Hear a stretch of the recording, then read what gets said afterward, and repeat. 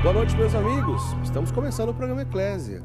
Com alegria entramos na casa dos nossos amigos telespectadores aqui pela Rede Século XXI. Estamos ao vivo aqui nos estúdios da Rede Século XXI, Associação do Senhor Jesus, que fica na cidade de Valinhos, região metropolitana de Campinas, interior do estado de São Paulo.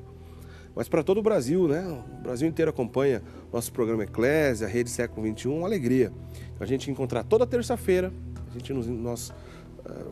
a gente acaba fazendo parte aqui de uma reunião, né, quase que de família, porque a gente entra até na sua casa.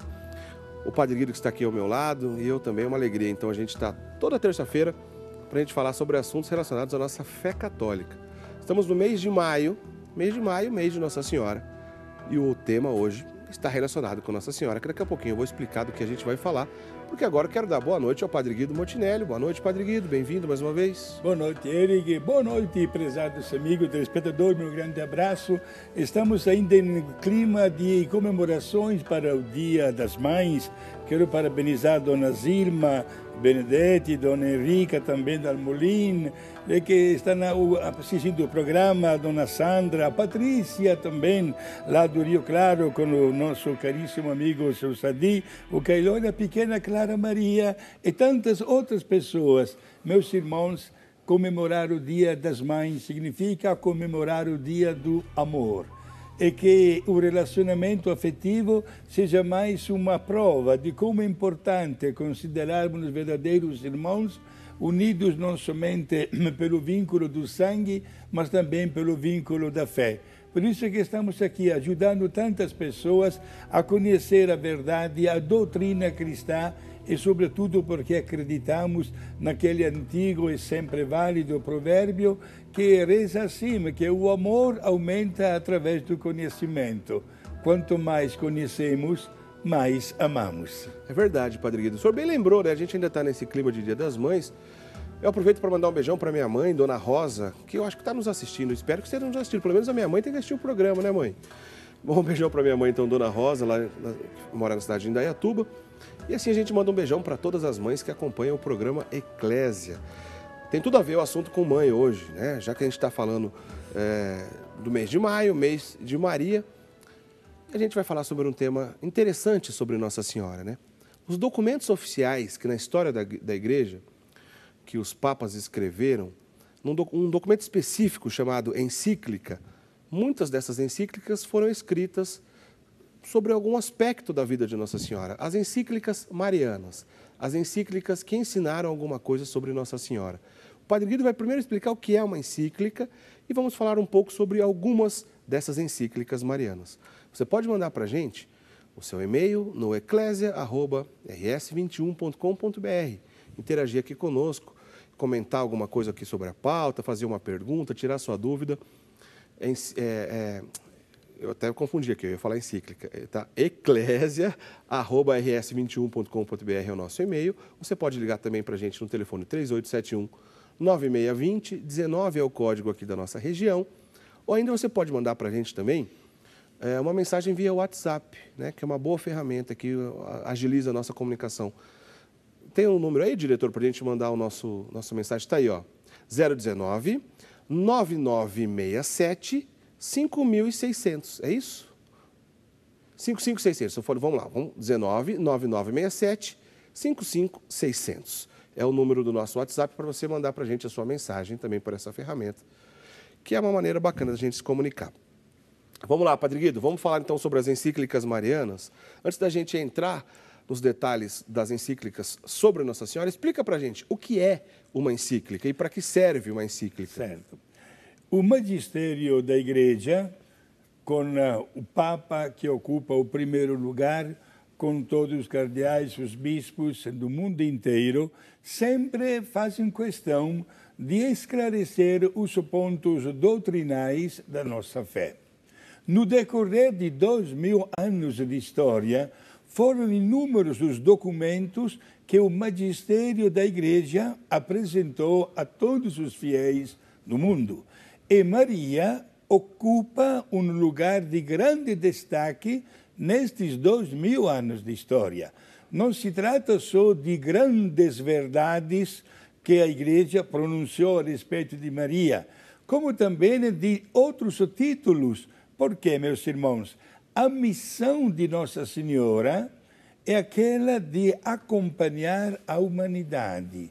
Lembramos Maria, inclusive, aos pés da cruz, quando recebeu a missão da parte de Jesus de cuidar da humanidade representada pelo apóstolo evangelista São João. Certo. E até hoje Maria Eric continua essa sua missão.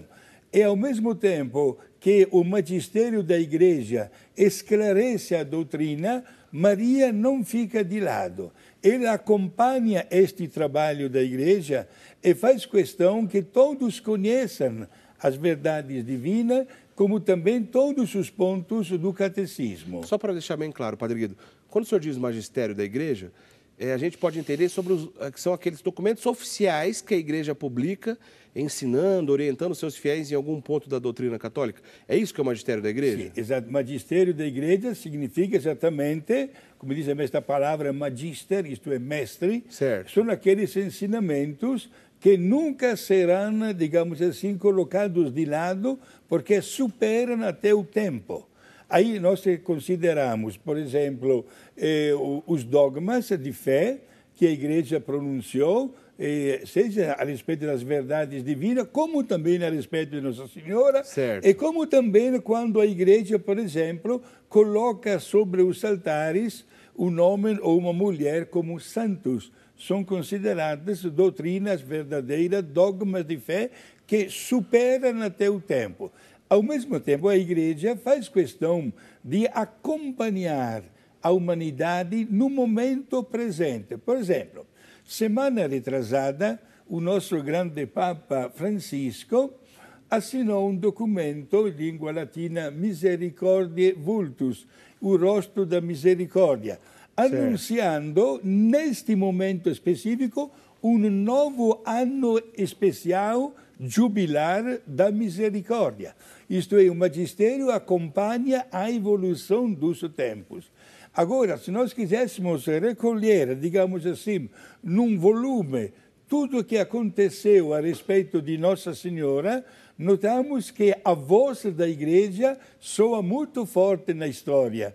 E Nossa Senhora recebeu inúmeros, e continua recebendo, certo, inúmeros títulos, não somente aqueles ligados aos grandes santuários, porque Nossa Senhora apareceu, mas também aquelas humildes capelas onde se venera Nossa Senhora, porque cada capela, ou cada pequeno santuário, mesmo que quase ninguém conhece, tem uma história para contar.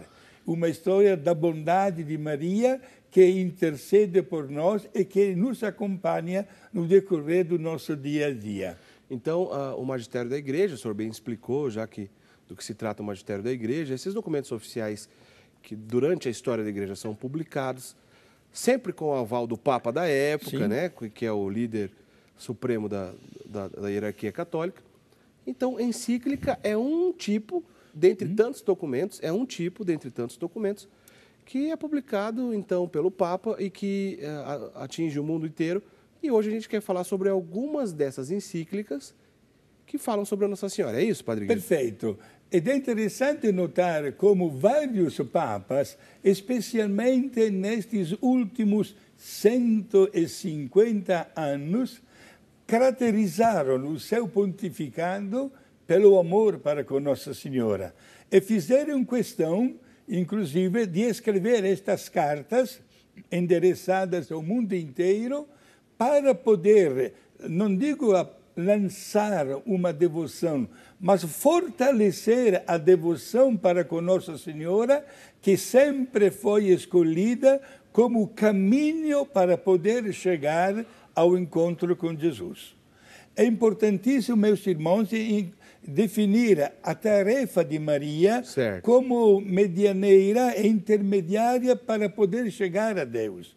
E Maria, volto a repetir, cumpre esta tarefa na nossa existência. Quem de nós poderia afirmar de não ter recebido nenhuma graça? Pelo contrário, todos não sabemos de onde começar a agradecer a Deus pela presença dEle e pelos benefícios que nos concede diariamente, a começar pelo ar que nós respiramos todos os dias. E Nossa Senhora nos acompanha com a sua maternal proteção e acompanha, portanto, até o magistério da Igreja. Como nós notaremos, com certeza, acho que o meu amigo Eric vai chegar lá, ele logo daqui a pouco vai me perguntar, mas poderíamos logo destacar um ponto em comum em todas estas cartas dos papas? Então, faz o seguinte, não responde já, daqui a pouco o senhor comenta para a gente se existe um ponto em comum sobre todas as cartas, todas as encíclicas publicadas pela Igreja sobre a Nossa Senhora, se existe um ponto comum entre elas. Mas queria que o senhor comentasse para a gente, Padre Guido, Sim. Uma passagem de Atos dos Apóstolos, logo no primeiro capítulo, se não me engano o versículo é o 14, que parece que tem um contexto que tem um pouco relação com o que a gente está falando aqui, não tem, Padre Guido? Olha, o livro dos Atos dos Apóstolos, no primeiro capítulo, sim, tem razão, versículo 14, afirma o seguinte, que quando Jesus subiu ao céu, os apóstolos ficaram com medo, praticamente ficaram como ovelhas sem pastor, digamos assim. Certo. E se trancaram naquela sala, a tradição diz que foi a sala do cenáculo, por medo de apanhar dos judeus, e aguardavam, perseverando. Olha que palavras. Diz o seguinte, este versículo 14. Os apóstolos perseveravam na oração, todos unidos, juntamente com algumas mulheres, entre as quais Maria, a mãe de Jesus. Portanto, a presença de Maria está registrada nos Atos dos Apóstolos na formação inicial da Igreja.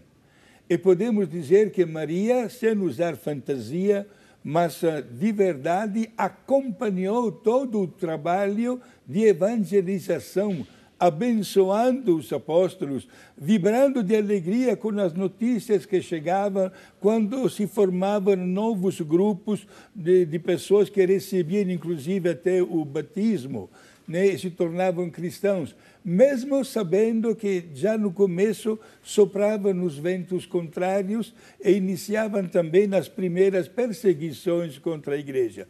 Maria marca a sua presença desde o começo da Igreja. E a gente vai viver uma festa litúrgica importante daqui a alguns dias, né, Padre Guido, que é a festa de Pentecostes. A gente vai falar até sobre isso nos próximos programas. Mas neste momento de Pentecostes, nesse momento que o Espírito Santo desceu sobre aquela igreja primitiva reunida, Nossa Senhora também não estava lá, Padre Guido? Estava. E como que ela vibrou de alegria, porque de repente o medo foi embora. Os apóstolos saíram logo daquela sala e começaram uma pregação nas praças públicas, realizando até inúmeros sinais extraordinários, falando idiomas nunca anteriormente estudados, realizando conversões, etc. E isto foi uma primeira grande, usamos a palavra, explosão da força do Divino Espírito Santo. E Nossa Senhora, imaginamos como deve ter vibrado de alegria acompanhando este primeiro trabalho missionário e evangelizador dos apóstolos. Muito bem, aí, como a gente está bem claro, então, o Padre Guido está lembrando aqui para a gente, a presença de Nossa Senhora no início da igreja é muito clara, muito importante, muito marcante, e depois do início, né, nos próximos séculos do cristianismo, nos primeiros séculos do cristianismo e no decorrer dos séculos do cristianismo, a figura de Nossa Senhora nunca foi abandonada, sempre teve seu papel de destaque, de importância dentro da nossa fé católica. É claro que, às vezes, os nossos irmãos protestantes não entendem muito bem essa relação dos católicos com Nossa Senhora, que não tem nada a ver com adoração, não tem nada a ver com idolatria. Nós já dissemos isso aqui no programa diversas e diversas vezes. É apenas um culto de respeito, que não tem nada a ver com adoração, que adoração é só para Deus, é claro. Mas, Padre Guido, como o senhor bem disse, nos últimos 150 anos, houve então uma preocupação dos papas, talvez em esclarecer de maneira mais profunda, eficaz para os fiéis, essas encíclicas. Daqui a pouquinho o senhor vai contar para a gente, dentre essas encíclicas, qual que foi a mais antiga. Eu já vou até adiantar aqui, o Papa, que é que o Padre Guido vai falar daqui a pouquinho para a gente. A do Papa Pio IX. A gente tem uma encíclica já do Papa Pio IX, aliás, beato. O Papa Pio IX é beato, né, Padre Guido? Exato.